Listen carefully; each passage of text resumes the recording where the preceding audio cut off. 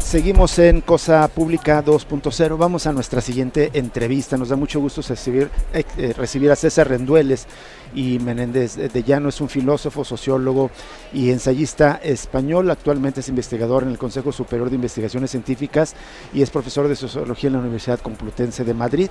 Y viene a la Feria Internacional del Libro. Ya nos platicaba que es la primera ocasión que visita la Feria Internacional para presentar el libro Comuntopía, Comunes, Postcapitalismo y Transición Ecosocial. Es de la gran editorial ACAL, Pensamiento Crítico. ACAL es una de las grandes editoriales que justamente se dedica a la difusión del pensamiento crítico en todo el mundo. Tiene grandes ensayos y es un placer recibir en este momento justamente a César Rendueles para platicar de este libro en el que aborda este tema. Voy a leer solamente algo muy breve. Dice: el estudio de los comunes ha permitido comprender la sofisticación de unas instituciones que en muchas sociedades regulan el acceso colectivo a los recursos necesarios para la subsistencia. César, bienvenido de nueva cuenta aquí a Cosa Pública 2.0. Haznos un resumen de qué trata Comuntopía, Comunes, Postcapitalismo y Transición Ecosocial. Bueno, antes de nada, muchísimas gracias por la invitación. Es un honor estar en un programa como este, con tantísimos años de trayectoria. Gracias, César. Y bueno, el libro pretende hacer varias cosas. Lo primero, pretende ofrecer una introducción sencilla y accesible a la realidad de los bienes comunes. Los bienes comunes son instituciones colaborativas que existen en casi todas las sociedades tradicionales que conocemos. En México son súper importantes, como sabéis, y que han permitido a sociedades de todo el mundo subsistir durante cientos, tal vez miles de años de una forma sostenible, razonablemente igualitaria y democrática, ¿no? Y sobre todo pretende explicar cuáles son los rasgos que tienen esos bienes comunes, pero también intentar pensar qué utilidades pueden tener, pero también qué limitaciones para afrontar pues, los grandes retos de nuestro tiempo y muy específicamente la crisis ecosocial. Nada menos. Exactamente. Y como dices, yo creo que no se puede entender, me parece, las sociedades humanas sin los bienes comunes. Yo creo que es probablemente el origen civilizatorio, ¿no? Pero no sé otros sistemas mundo, pero claramente el sistema capitalista justamente es, digamos, un agresor en contra de esos bienes comunes. La dinámica central del capitalismo es la apropiación, la privatización, el despojo de estos bienes comunes. ¿Cómo lo miras en la era moderna? ¿Está avanzando esta lógica o hay resistencias, pero qué tanto, digamos, hay una defensa de estos bienes comunes en este momento? Sí, no, efectivamente, ¿no? Como has señalado, bueno, pues hay una tendencia a pensar que esa mirada individualista, egoísta, competitiva es universal, es lo que nos enseñan en las facultades de economía, pero la antropología y la historia ha descubierto que eso no es así, que en la inmensa mayoría de las sociedades humanas pues ha dominado en la mayor parte de las ocasiones formas de colaboración muy sofisticadas y muy complejas, ¿no? Y que precisamente la aparición del capitalismo no fue solo un proceso de sustitución de esas formas de colaboración tradicionales, sino un proceso de destrucción deliberado, como has señalado muy bien, ¿no? En todo el mundo el capitalismo se surgió destruyendo y apropiándose de esos bienes comunes que tradicionalmente habían gestionado las comunidades, y ese es un proceso en marcha. Lo que se nos dice a continuación es que, bueno, tal vez eso sea así, pero que eso ya es historia pasada, ¿qué se le va a hacer, ¿no? Que los bienes comunes forman parte de sociedades cerradas, pequeñas, no cosmopolitas. Eso no es verdad, no es verdad en absoluto. Primero porque siguen siendo realidades vivas en muchísimos lugares del mundo. Hay millones y millones de personas que siguen viviendo de y con esos bienes comunes. Pero es que además hay formas actualizadas de comunalización. Pensemos en el cooperativismo. Hay unos 400 millones de personas en el mundo que forman parte de cooperativas. Es una realidad muy importante y muy prometedora, ¿no? Que afecta a cuestiones, pues por ejemplo, como la vivienda, ¿no? Existen proyectos de cooperativas de vivienda que no son exactamente vivienda pública, pero que desde luego no es tampoco vivienda privada, sino que es una tercera realidad muy importante.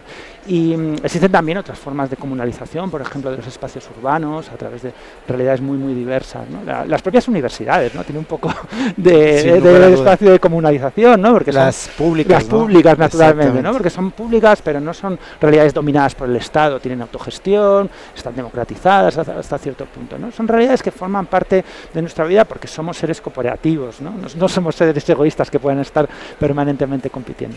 Así es. César, quería preguntarte justo esto de lo común me trae bastante ecos de una nueva iniciativa que prendió el Ejército Zapatista de Liberación Nacional desde hace un año, está en marcha este año, que está apostándole a lo común, como avanzando este proyecto de autonomía que vienen desarrollando desde hace muchos años, pero ahora al común de la tierra más allá de cualquier definición. Quería preguntar tú, digamos, si tu acercamiento a estas experiencias zapatistas o también en la Revolución Kurda, el tema del común está en el centro. Tu opinión sobre esto y después, ¿esto se puede trasladar a otras dimensiones más amplias, no con estas limitaciones, digamos, geográficas? Sí, bueno, en primer lugar quería decir que la rebelión zapatista es uno de los grandes hitos de la recuperación contemporánea de los bienes comunes, ¿no? Cuando en los 2000 al principio empieza a llegar el concepto de lo común a espacios, por ejemplo, como el de la cultura digital, el software libre, ¿no? Procede en buena medida del zapatismo, porque hasta entonces las cuestiones relacionadas con lo común habían circulado por espacios académicos súper estrechos, ¿no? Entonces fue muy importante y lo sigue siendo. Y yo creo que efectivamente la propuesta zapatista tiene que ver con algo que yo creo que tiene un cierto recorrido, que es entender lo común también como una alternativa que nos permite pensar una salida al papel que ha tenido el Estado como potencia extractivista, como potencia depredadora del ecosistema, estableciendo la idea de que hay realidades naturales, la tierra si se quiere, que están por encima de la soberanía del Estado, que el Estado tiene el deber de protegerlo, de velar por ello, pero que no puede apropiarse de ello, no puede privatizarlo. Esa una idea que estuvo muy presente, por ejemplo, en la Constitución chilena, en el proyecto de Constitución chilena que no se llegó a aprobar, ¿no? La idea de bienes comunes naturales. Y yo creo que son un conjunto de iniciativas muy interesantes porque tenemos un cierto atolladero, ¿no? En torno al papel del Estado, en torno a la crisis ecosocial. Primero por el propio papel depredador del Estado en connivencia con las grandes empresas, pero también por las propias limitaciones del Estado nacional al abordar problemas globales. Entonces yo creo que esas iniciativas, si quieres locales, como la de los kurdos, la del ejército zapatista, yo creo que una proyección global muy importante, o sea, que apuntan a lo que inevitablemente tiene que ser el futuro. Si el futuro no es el ecofascismo más terrible, inevitablemente el futuro tiene que ir por algo parecido a eso. Justamente me parece que esto que acabas de responder apunta un poco a lo que quería preguntarte. El subtítulo es Postcapitalismo y transición ecosocial. ¿Cómo te estás imaginando un postcapitalismo y cómo debería ser esa transición ecosocial? Porque de seguir por este rumbo vamos a la barbarie, al precipicio, ¿no? Sí, bueno, el futuro incluso a medio plazo es difícil de saber, ¿no? Yo en el libro planteo que precisamente también algunas limitaciones de los proyectos comunales con los que simpatizo mucho por las características específicas de esta crisis, ¿no? Yo creo que esta crisis, a diferencia de otras económicas, políticas, sociales, tiene una característica muy peculiar, que es el tiempo. ¿no? Por primera vez hay un cronómetro, tenemos 30 años tal vez para descarbonizar la economía global. Y eso hace que las soluciones comunales, que por sus propias características tienden a ser lentas, granulares, ¿no? Esa es su fortaleza, por eso son tan resilientes, ¿no? Porque cambian la forma de ver el mundo, nos cambian las relaciones sociales, pues tal vez no bastan, porque necesitamos iniciativas rápidas, de gran escala, a veces incluso impositivas, digo siempre, ¿no? Necesitamos un poco de represión que impida a la gente llegar con su coche al centro de las ciudades, ¿no? Y que obliga a la gente a ir en bicicleta, porque no tenemos más remedio. Y entonces eso hace, yo creo que por un lado, que nos obliga a tomar en consideración a lo mejor políticas con las que no simpatizamos tanto, y también dificulta un poco hacer una especie de panorama amplio de en qué puede consistir eso. Yo creo que inevitablemente un futuro postcapitalista tiene que ser una mezcla, ¿no? Una mezcla compleja, un equilibrio entre formas de servicios públicos estatales democratizados, ¿no? Pero al mismo tiempo también que haya una contaminación de los comunes desde lo público, que les permitan escalar, como antes señalaba, que los haga más grandes, más poderosos, más universales, más accesibles también, ¿no? Y yo creo que superar a lo mejor esa oposición entre lo público y lo común y empezar a pensarlo, ¿no? Como una rueda que se retroalimenta con sus propias tensiones, por ahí podría estar a lo mejor un futuro postcapitalista viable en un planeta. Aunque tenemos un escenario, hablando del tiempo, un periodo muy preocupante con la llegada de Donald Trump y todo lo que está anunciando, ¿no? Nombró ministro de Energía, secretario de Energía a un empresario del fracking. y así sucesivamente. Bueno, sencillamente llega Elon Musk a un puesto, el principal, el millonario con más fortuna en todo el mundo, a un puesto estratégico para reconfigurar el Estado norteamericano. ¿Qué riesgos ves de esta presidencia? Porque evidentemente, al ser la potencia hegemónica, Estados Unidos influye en la política mundial.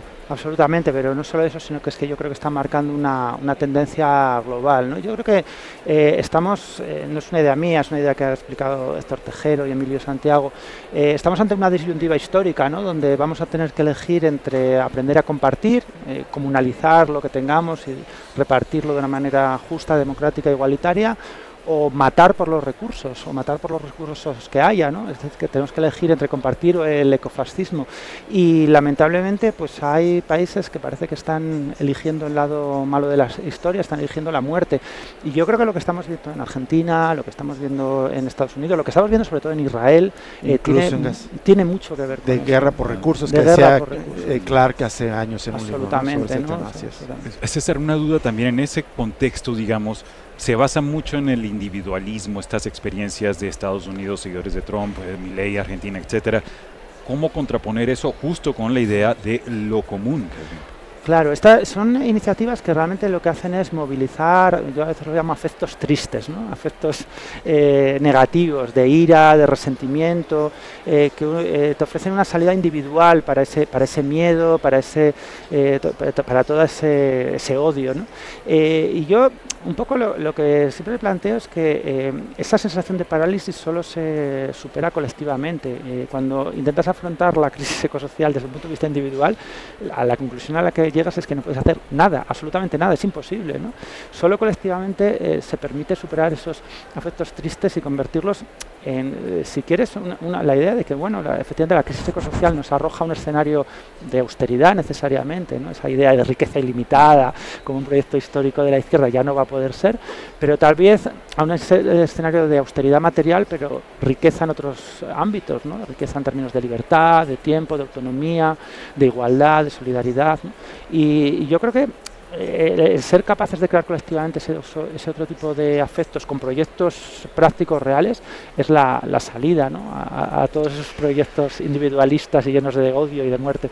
César, nos quedan unos minutos y me gustaría, además de invitar, ya presentaste el libro Sí. Como Utopía, bueno, para que lo adquieran en ACAL Pensamiento, en la editorial ACAL, es Como Utopía, Comunes, Postcapitalismo y Transición Ecosocial. Pero preguntarte también sobre otro libro que publicaste ya hace 10 años, Sociofobia, el cambio político en la era de la utopía digital. Hace 10 años ya reflexionaba sobre ese tema.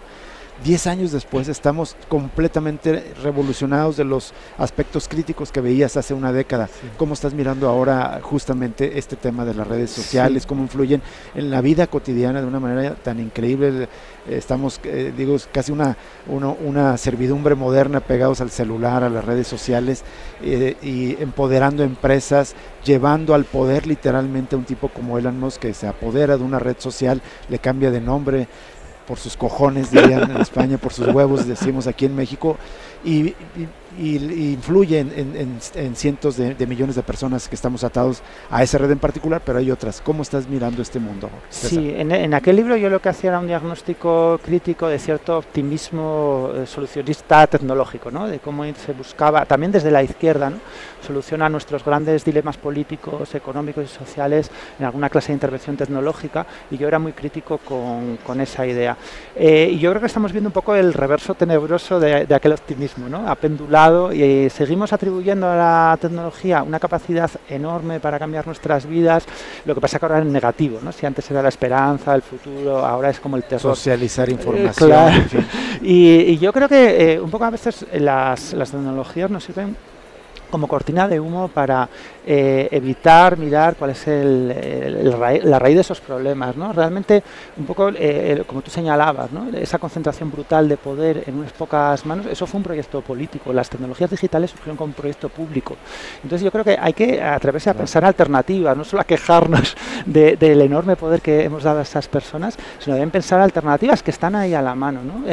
Internet surgió como un proyecto público frente a otras alternativas que existían eran privadas, ¿no? Y que tenían que ver con universidades, que tenían que ver con centros de investigación, y surgió como un proyecto público. Yo creo que la única salida a la situación en la que estamos es recuperar salidas que hubo antes, como leyes antimonopolio, intervenciones públicas, intervenciones también comunitarias, colectivas, desde el software libre, desde la cultura digital libre, ¿no? Y recuperar la ofensiva, no dejarnos avasallar sistemáticamente por esta especie de matonismo, esta especie de resignación, de nuevo triste, llena de odio muchas veces, sí. Y pensarlo de otra manera. Hay que cerrar nuestras redes sociales. Bueno, también se puede migrar a otras redes sociales. Sí. Ahora estamos migrando mucha gente a Blue Sky, por ejemplo, y pensar alternativas como se pensaron, igual que se pensaron alternativas comunicativas, ¿no? Estamos en una radio universitaria que precisamente tiene la gracia de que es una institucionalidad pública, ¿no? Y eso le da un bien común y le da características muy propias respecto a otros medios de comunicación. ¿Por qué hemos renunciado, en el caso de la tecnología digital, a ese tipo de iniciativas? Porque nos parece imposible que pueda haber redes públicas o redes no centralizadas o iniciativas comunitarias que tengan poder y capacidad de intervención ahí. Y ahora justo está la inteligencia artificial, por cierto, solo como apéndice ahí también sería necesario, digamos, una apropiación colectiva. Absolutamente. Mirad, es muy curioso porque la inteligencia artificial, que parece que es una cosa absolutamente que tiene que ver con gente muy lista y tal, pero está basada básicamente una vez más en la expropiación de lo común.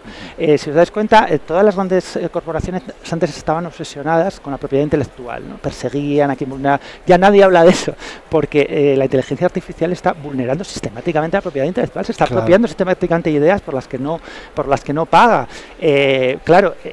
¿Por qué aceptamos que unas cuantas empresas realicen esa labor? A mí me parece bien que lo que es de patrimonio común se comunalice, pero ¿por qué aceptamos que no esté sometida como mínimo, si no a producción pública, al menos a escrutinio público? Claro.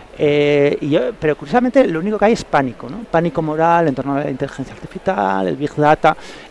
Yo lo que reclamo es una intervención mucho más propositiva desde las instituciones públicas, las instituciones comunales y en general la colaboración no mercantil. Muy bien. César Rendueles, muchísimas gracias por aceptar esta conversación con nosotros aquí en Cosa Pública 2.0, justamente Cosa Pública, atendiendo a los debates, a la información que debe ser de dominio común, y invitados a adquirir, a leer el trabajo de César Rendueles como Utopía, Comunes, Postcapitalismo y Transición Ecosocial, publicado en esta gran editorial que es ACAL, dedicada al pensamiento crítico. Muchas gracias, buenas tardes. Muchísimas gracias. Vamos a una pausa y regresamos con más información.